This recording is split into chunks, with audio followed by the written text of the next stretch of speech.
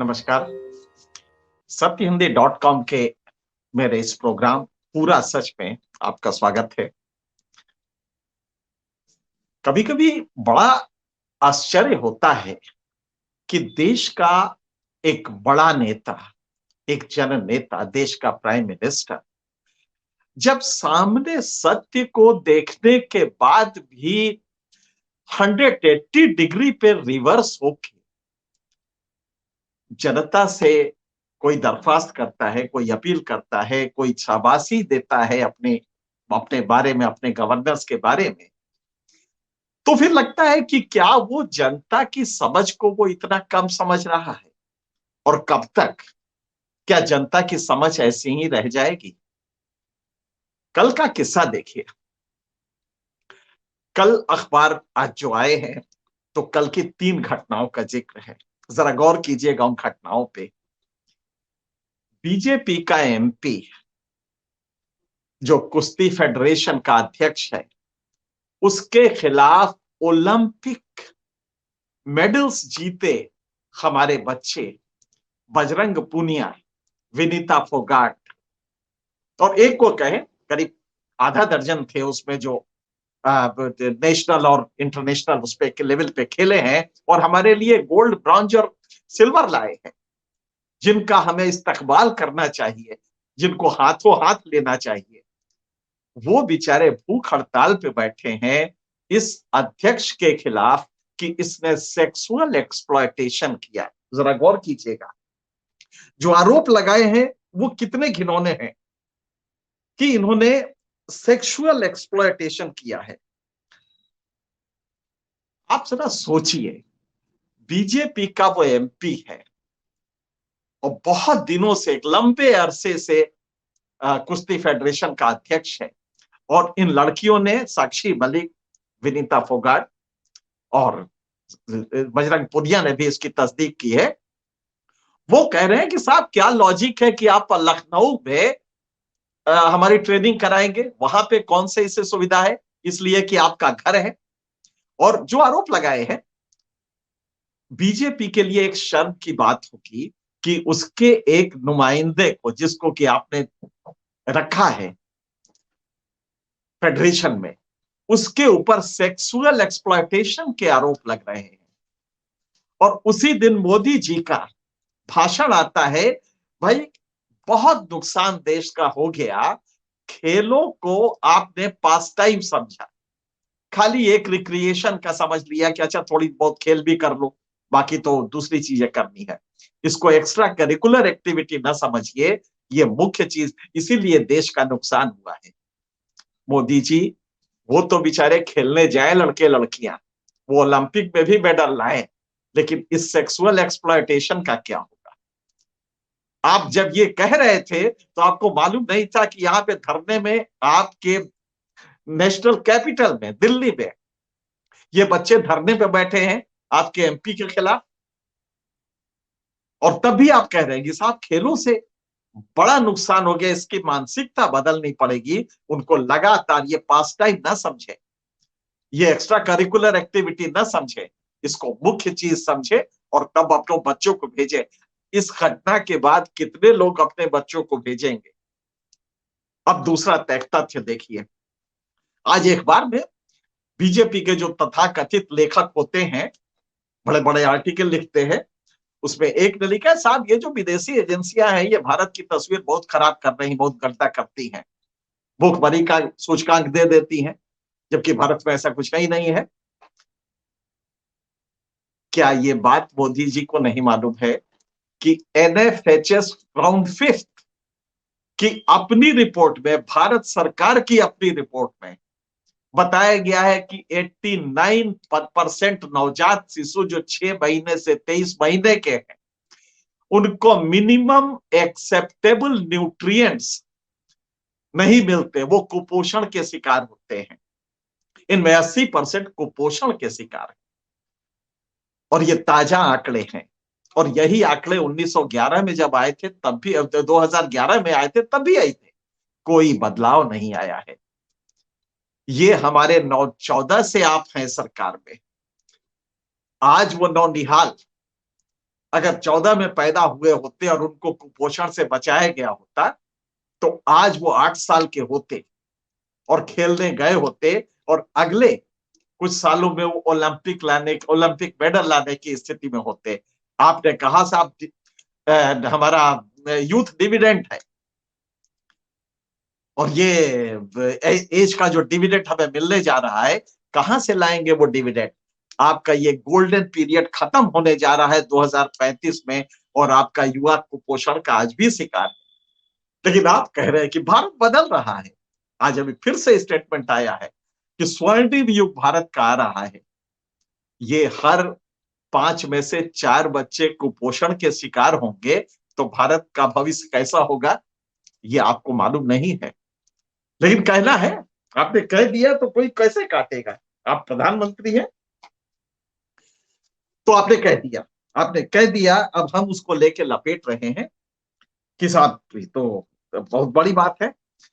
अब दूसरी सुनिए, ये बीजेपी के कारनामे हैं, आपकी पार्टी है, और आपने कहा है कि आप मुसलमानों की तरफ जाइए, आप उनका मत, आप वोट के चक्कर में ना पड़िए। कितना आपने पैराडॉक्सिकल बोला, जरा गौर कीजिएगा मोदी जी के भाषण का दोनों अंश। अगर खुद मोदी जी देखे तो समझ जाएंगे कि आप कहां कहां गलत है।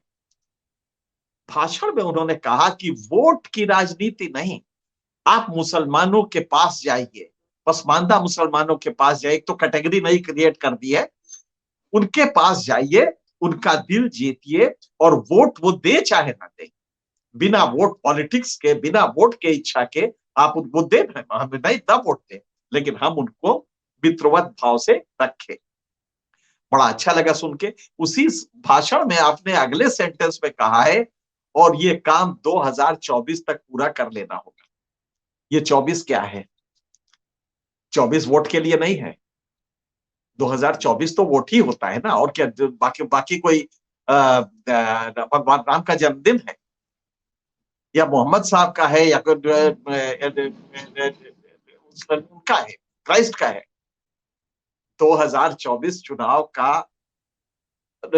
वर्ष होगा, तो 2024 तक आप उनकी तरफ जाइए, और पसमानदा मुसलमान एक नई कैटेगरी आपने क्रिएट की, और कोशिश कर रहे हैं किसी तरह इसको ऊपर वाले से अलग कर दिया जाए।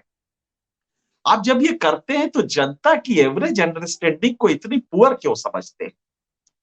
आपका गवर्नर तमिलनाडु में एक इनविटेशन जारी करता है मकर संक्रांति के लिए, इनविटेशन जारी करता है, तो उसमें नीचे लिखा होता है तमिलनाडु नहीं, गवर्नर ऑफ तमिलनाडु नहीं,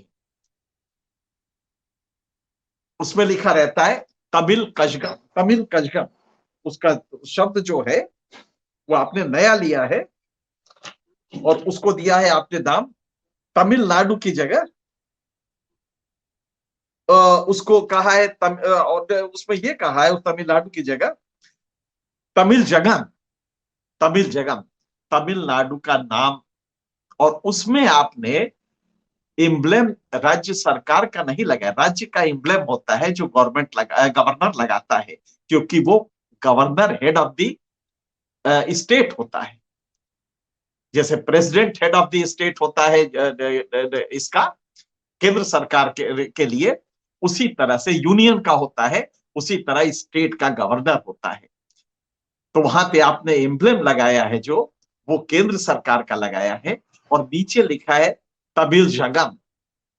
ये नया नाम, जब बवाल हुआ और बीजेपी को लगा कि सारे तमिल वोट हमारे जा रहे खिसक के, तो आज कल उसका वो आया है कि नहीं नहीं, लोग समझे नहीं, वो गलत ले गए। एक्चुअली मैं तो तमिलनाडु का नाम नहीं बदल रहा था, मैं तो वो याद दिला रहा था आर्यन संस्कृति कि जब इसको, क्योंकि पहले तमिलनाडु नाम नहीं था, बाद में पड़ा, तो गवर्नर साहब ये याद दिला रहे थे। ये वही गवर्नर साहब है जो लिखित जो भाषण था उसको पढ़ने से इनकार करके वहां से चले आए, और डायरेक्ट कर दी। वहां राज्य में इतनी बुरी हालत इन्होंने कर दी है राज्य सरकार से, जो कि चुन के आई है, उससे रोज झगड़ा हो रहा है।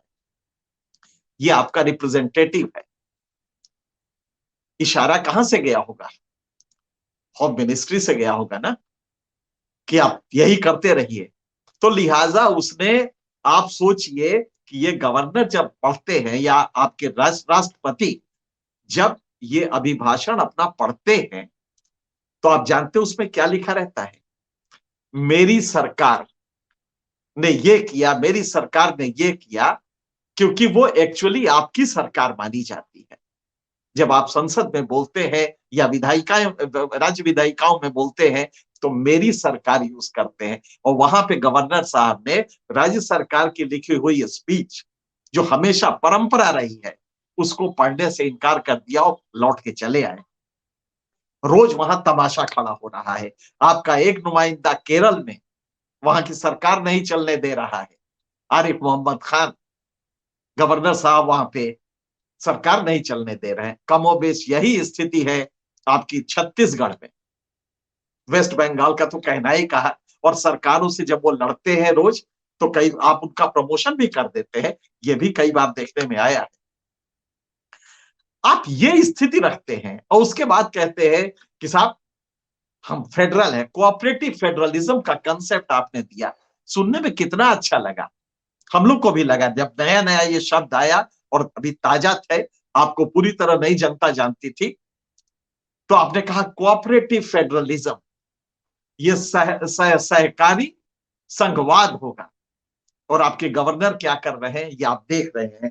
तो ये भाजपा का एक तो आपका एमपी जो है वो चारित्रिक आरोप लगे हैं, और वो भी ओलंपिक गोल्ड मेडलिस्ट और सिल्वर मेडलिस्ट लगा रहे हैं। दूसरा, आपका एक एमपी बेंगलोर से उड़ता है, तेजस्वी सूर्या, युवा एमपी है। बहुत उसको बताया गया कि साहब बड़ा काबिल आदमी है, बड़ा युवा एमपी है। वो अच्छा खासा हवाई जहाज का इमरजेंसी गेट उसने खोल दिया, इमरजेंसी गेट खोल दिया। बताइए, हजार सैकड़ों आदमियों का जीवन खतरे में हो सकता था। और उसकी हेकड़ी देखिए कि ये हम सब जानते हैं, जो थोड़ा बहुत भी हवाई जहाज में चला होगा जानता है कि इमरजेंसी गेट इमरजेंसी में ही खुलता है, और उसके लिए एयर हॉस्टेस आके पहले आपको बताती है, जो उस गेट के बगल में बैठते हैं उनके लिए। लेकिन आपका एमपी का हेकड़ी व्यवहार जो है वो इतना है कि उसने वो गेट खोल दिया। और अब हमारे मंत्री जी जो कांग्रेस से आए हैं, ज्योतिरादित्य सिंधिया, वो कह रहे हैं इसमें क्या है, ये खामखा का इशू आप लोग रेस कर रहे हैं। माफी तो मांग दी उन्होंने, उन्होंने खुद ही कहा कि मैंने ये गलती से बोल दिया, माफी मांग ली। अब क्या करना है बताइए? हम लोग कितने मूर्ख हैं, हम लोग समझ ही नहीं पाते हैं। ये गवर्नर ने भी यही कहा तमिलनाडु के, कि ये जनता समझ नहीं पाई, हमने जो तमिलनाडु लिखा था वो आर्यन संस्कृति के जमाने वाला नाम दिया था। अरे तुम गवर्नर हो, तुम्हें शपथ जब ली थी तो आपने तो इसी की शपथ ली थी, इस स्टेट के गवर्नर की जिसका नाम तमिलनाडु है। आपने आर्यन संस्कृति वाले तमिल जगम की नहीं ली थी। इतना तो समझो कम से कम। ये क्या पूरा का पूरा आवा ही खराब है। एक और किस्सा सुन लीजिए। तो ये तो तेजस्वी सूर्या का हुआ, जो मेंबर पार्लियामेंट है, संसद में कानून बनाते हैं।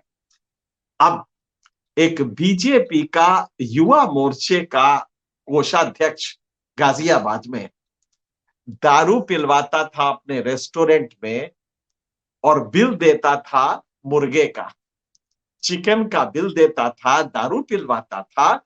उसके पास कोई लाइसेंस नहीं था। बीजेपी का वो हड़काता था, पूरे एडमिनिस्ट्रेशन को डराए रखता था कि जानते हो बीजेपी में है।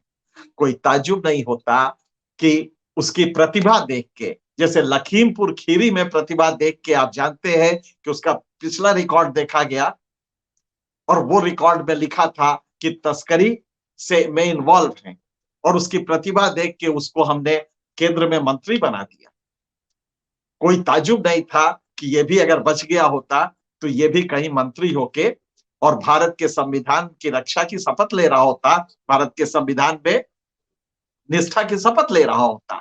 और तब हमारा जो आईएएस होता कलेक्टर, वो सर झुका के खड़ा होता। किस तरह का गवर्नेंस आप दे रहे हैं? इसी गवर्नेंस को आप कह रहे हैं भारत महान हो जा रहा है। कुपोषण के बच्चे हैं आपके, हर 5 में से 4 बच्चे कुपोषण के शिकार हैं। 8 साल आपको हो गए हैं। इसके बाद भी भारत चमक रहा है। भारत अगली दुनिया ये भारत की होगी और भारत विश्व गुरु बन जाएगा।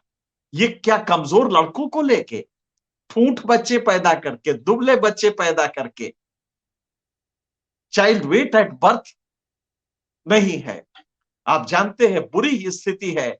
आप वेस्टेड बच्चे हो रहे हैं, स्टंटेड बच्चे हो रहे हैं। इनसे आप ओलंपिक करवाएंगे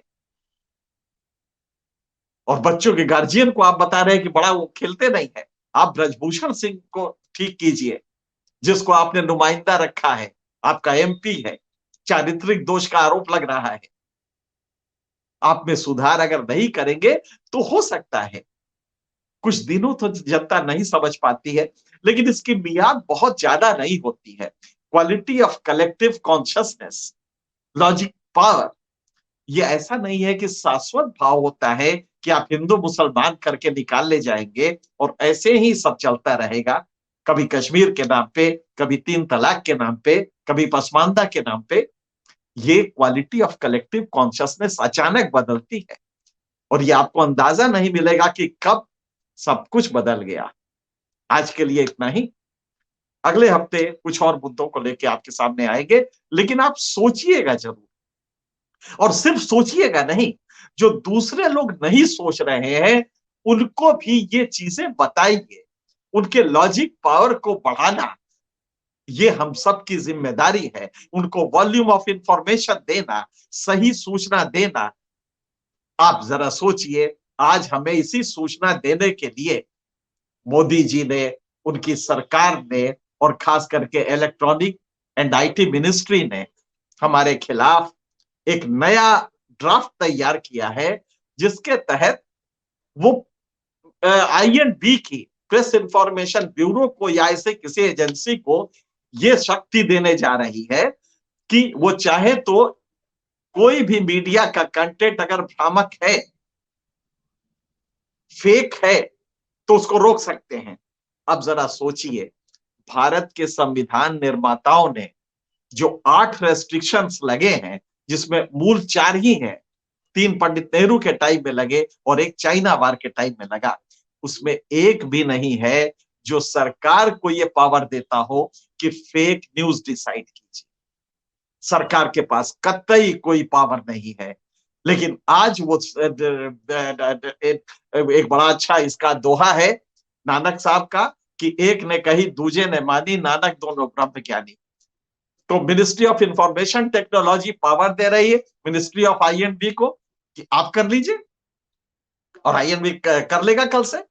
आईएनबी कल इनको पावर दे देगा और दोनों मिलकर सोशल मीडिया को ब्लॉक करने के लिए, क्योंकि सोशल मीडिया पे हमारी चेतना बेहतर हो रही है, बायस्ड मीडिया से अलग है, सत्य दे रहा है, पूरा सच दे रहा है, तो जनता इससे मुतासिर होने लगी है। ये डर सरकार को लग रहा है।